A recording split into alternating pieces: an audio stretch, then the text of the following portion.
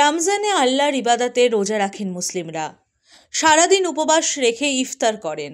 আর এই মাসে মাত্রাতিরিক্ত বেড়ে যায় ফল সবজির দাম। তাই রমজানে ফল সবজির দাম নিয়ন্ত্রণে রাখতে মাঠে নামল পুলিশ। হরিহরপাড়া থেকে রেজিনগর সব প্রান্তে চলছে পুলিশের অভিযান।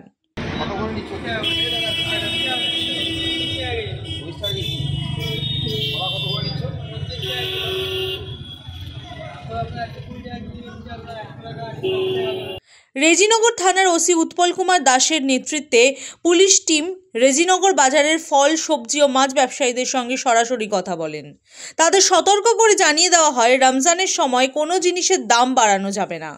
নির্দেশ না মানলে কঠোর আইনি ব্যবস্থা নেওয়া হবে।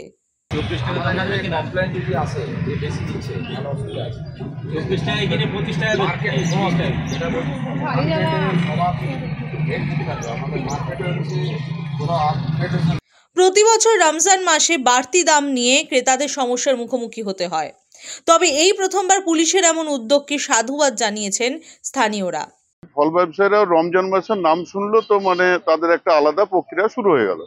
তো সেই হিসাবে আজকে আমাদের রেজিনগরে বিশেষ করে এখানকার ভারপ্রাপ্ত অফিসার উৎপল বাবু ওসি বা একটা উনি ইন্সপেক্টর সাহেব, তো উনি এখানে আমাদের আছেন।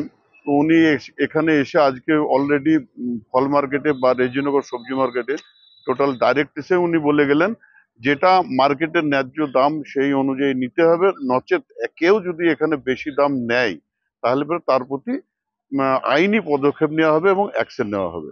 এটা কিন্তু অ্যাকচুয়ালি উনি খুব ভালো কাজ করেছেন এবং ওনার কাছে আমরা এই ব্যাপারে খুব কৃতজ্ঞ। ওরা টোটাল রেজিনগরবাসী এবং টোটাল রমজান মাসের রমজান রোজার যত ব্যক্তি আছেন সবার থেকেই আমি ওনার কাছে কৃতজ্ঞ জানাচ্ছি।